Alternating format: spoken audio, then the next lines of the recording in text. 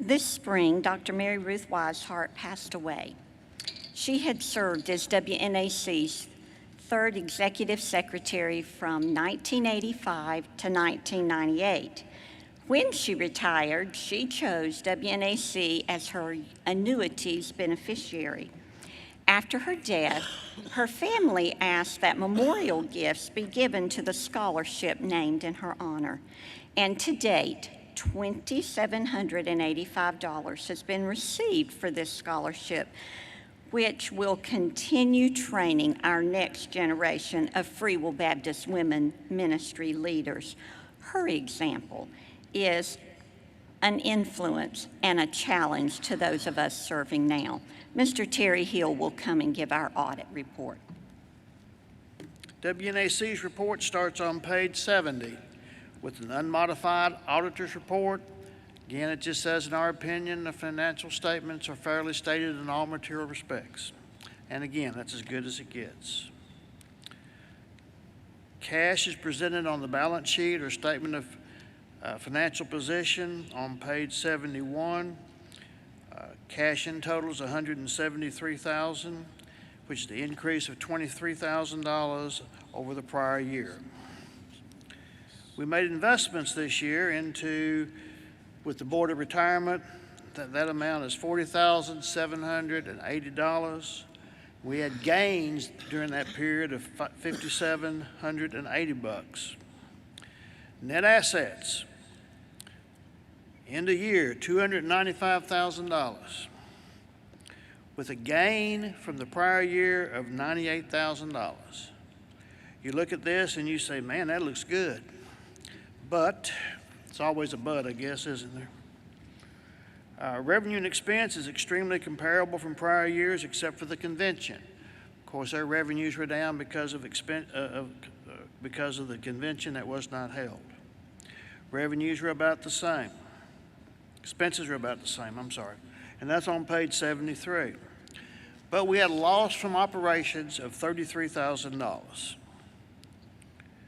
Now, we get to the gain because we had non-operating revenues from the investment gain of $5,780.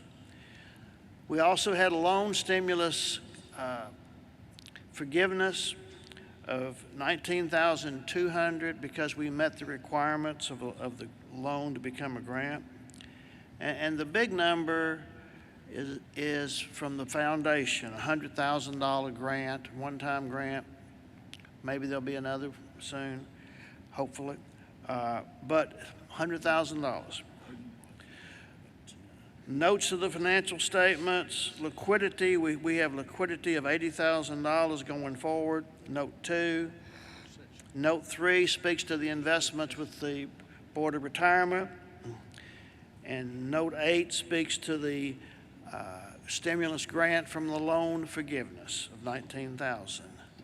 That concludes my report. I'll be glad to try to answer questions at the appropriate time.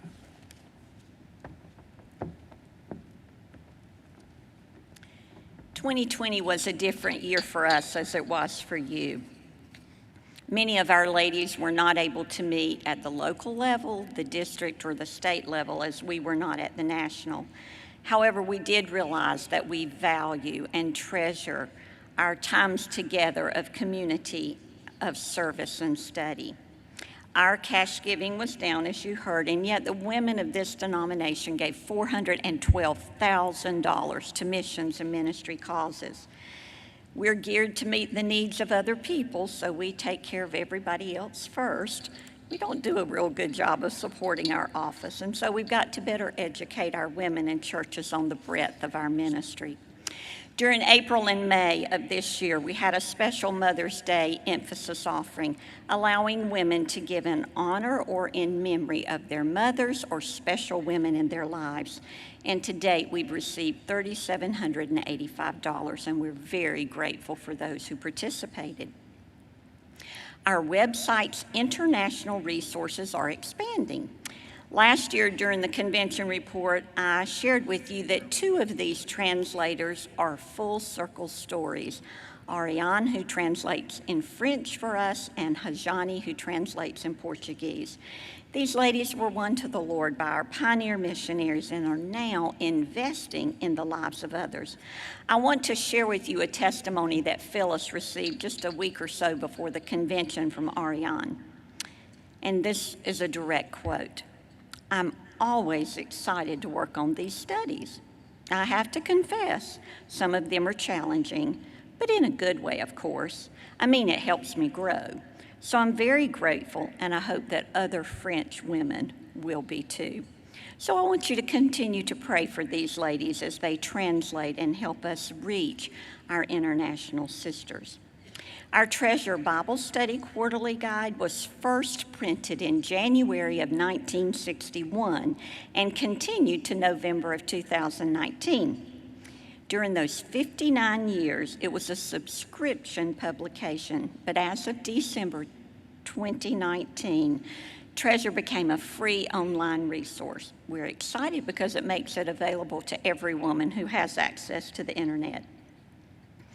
This year, we have been able to resume our YWAC programs for our young ladies. These are geared to our Shine Girls, as we call them. These monthly programs complement the adult studies. The Lord redirected to us a millennial, high school teacher, and lady with a passion for this age group. She had written for us when she was a college student, and she wanted to know, could she help us again? We're very grateful for Christina Wallace of Alabama. If your young ladies have not seen these or used these, I encourage you to explore that option on our website. Have you connected with us on social media? You can find us on Facebook, Instagram, and Twitter. But I want to ask you, are you sharing our posts to help us build our community? As Dr. Moody said, that helps us, and we are greatly appreciative for that. Our social media for Shine is managed by another young lady, Callie Milling, a youth pastor's wife in Missouri. These Facebook posts are geared to the leaders and the moms of the girls. The Instagram posts are geared to the girls. You will be blessed and you will be challenged by Callie's authenticity. Our Shine website is managed by another young lady, Tori Matlock of Florida. Blogs are posted twice a month. The ones in the middle of the month complement each other, one for the adults and one for the young people. And then at the end of the month, there is a blog written just for the young girls by a Gen Zer or a millennial. And we're so thankful for these young ladies that wanted to join with us as we minister to our Shine girls. We also have an app. This is another method of communication and giving opportunities because many of our young women live online. And so if you are not familiar with that or you have young women you would like to tell about that, we can be found in the App Store. During COVID, we were forced to expand another ministry, and that was our e-blast that we were doing more like monthly that are now weekly. We try to share the latest news, scholarship recipients, words of encouragement, things that we've heard from missionaries, and to receive these, all we need is your email address. We also added weekly video devotions for our women, and you can find those on our Facebook and our YouTube channel. Our in-person regional events were shut down again, as you know, but May the 22nd, we hosted our second Flourish online event. The theme for that day was Cultural Connections Around You, and it was developed by Diana Bryant, John and Jean Weaver, and Mimi Reeves. These seminars can still be found on our website, our Facebook page, and our YouTube channel. If you listen, you're going to be encouraged and you're going to be challenged to be more aware of those cultural connections around you, where God has placed you. But then you're going to hear practical ways that you can engage international friends and neighbors. I learned just last week that we are going to be able to have our Flourish in-person event that has been planned for 2 years, March the 26th, 2022. at Central Free Will Baptist Church in Huntington, West Virginia. October the 2nd, we will be hosting our first online Shine event. The theme for the day is confidence, and we're going to have 3 distinct sessions at 9, 10, and 11 Central Time. Each session will have a biblical character analysis followed by a testimony from a younger millennial lady, so that the girls have someone to say, that person's right where I am. And then there will be an opportunity for the local leader to have discussion and debrief with the girls. And we will have resources online early September for prep time and for our youth leaders to be able to make this happen for their girls. And would you pray? Satan always attacks when we're working with these young ladies, but they need to know that there are those of us who love the Lord and want to invest in them. Each year, our Cleo Purcell money is given to international students studying at our Bible institutes. And this year, our recipients are the students at the Cedars of Lebanon in Cuba. For me personally, it has been such a blessing as I've traveled to see these recipients leading our churches and our associations that once were mission fields and now they're our partners. And it's just exciting to see the harvest that is being reaped from the hard work of our pioneer missionaries and ladies who have given for years. The Wise Heart Scholarship is given each year to the young ladies at our 4 Free Will Baptist colleges. They are from churches and church plants here in the United States. These are awarded by the Financial Aid Office, and this year's recipients are Cassidy Clary, a graduate from Southeastern with a degree in elementary education, and she'll be teaching first grade at Cramerton Christian Academy. Miranda Howell is a graduate from Welch with a degree in psychology and an emphasis in counseling, and she's planning to further her preparation and get her master's degree. Caitlin Collier is a junior at Randall, and she is studying Christian ministry and worship. She and her husband, Noah, are serving as youth leaders at her home church in Oilton, Oklahoma.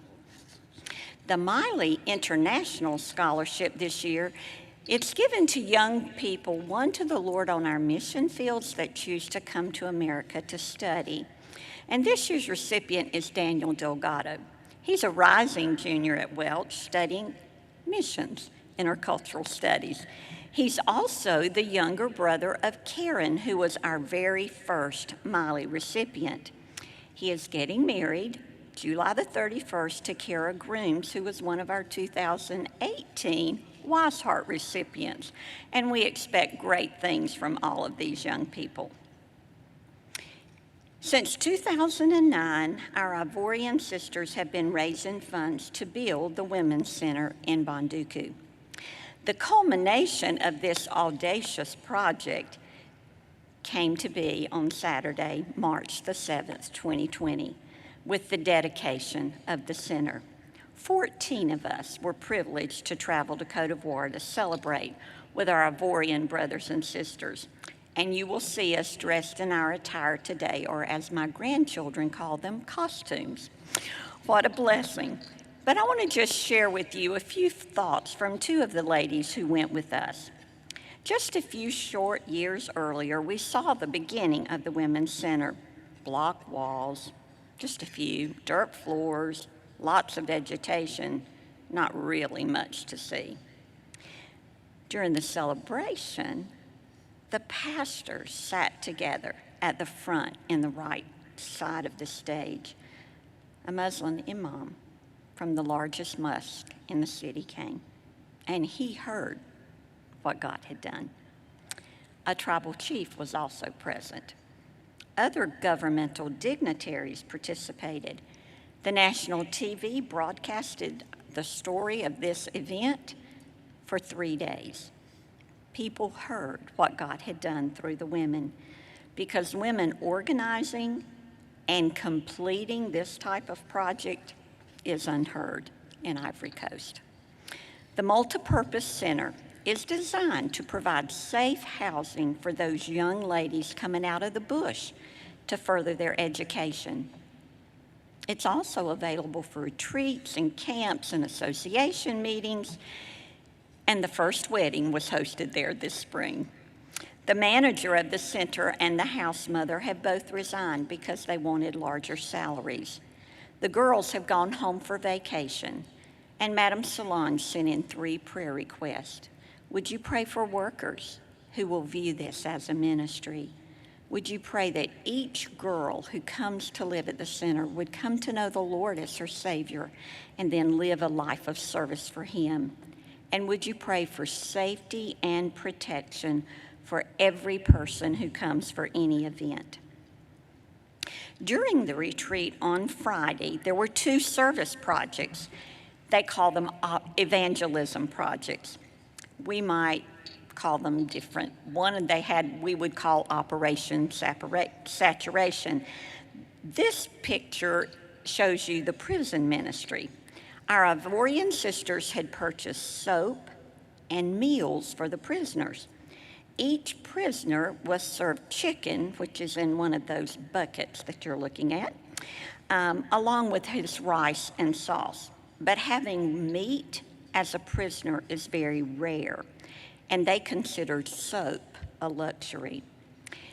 Our passports and phones were confiscated by the prison guards when we entered the grounds, and it was unnerving, I will say. Yet we heard moving testimonies of how those prisoners were coming to know the Lord. The second project that afternoon was a visit to the maternity hospital, and here you see the doctor that met us.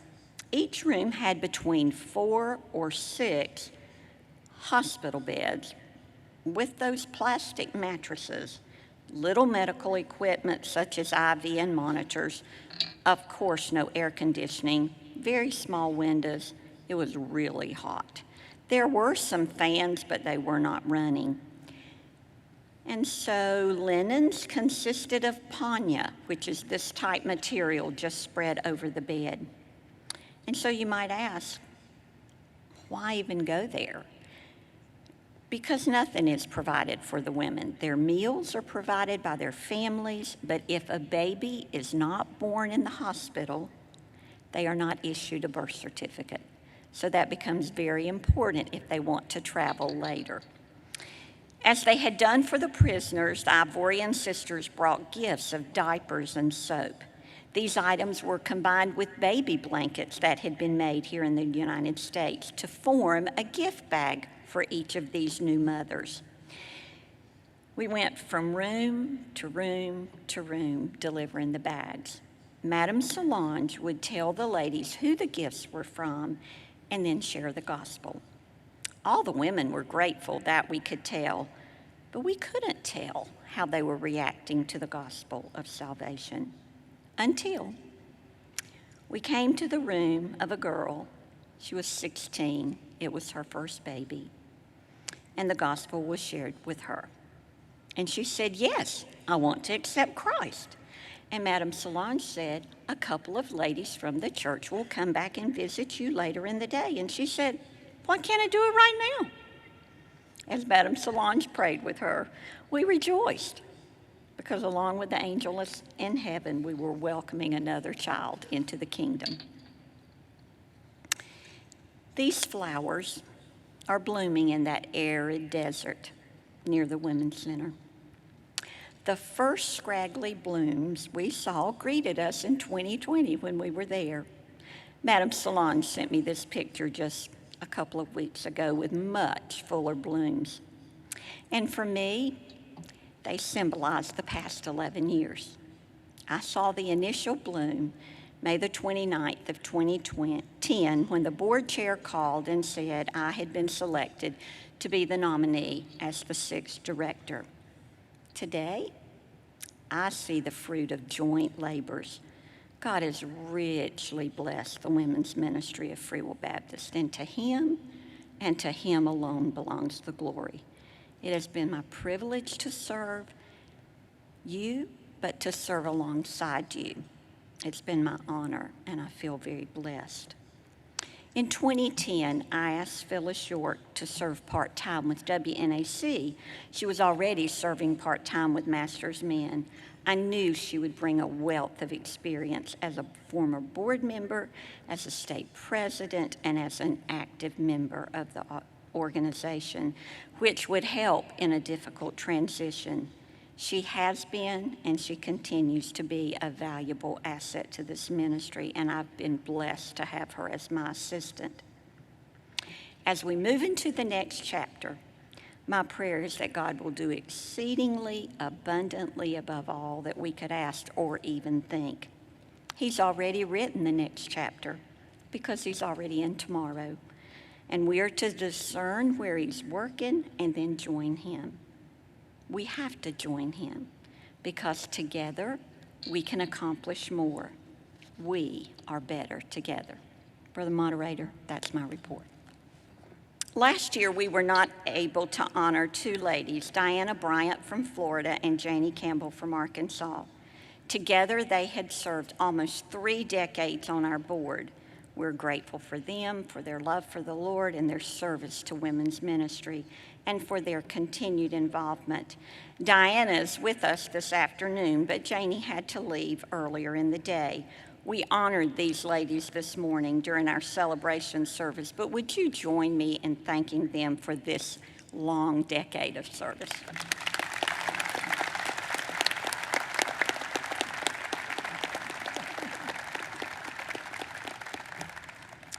We have one more presentation to make. Mrs. Elizabeth, I know that we honored you last night in a fun way at Laughter and Latte. But on behalf of the WNAC board, the ladies and the brothers throughout our denomination, here and around the world, we wanted to present you with a small gift and say thank you for your 11 years of service, serving us as the 6th director of the WNAC. May God richly bless you and Brother Eddie as you enter your retirement years.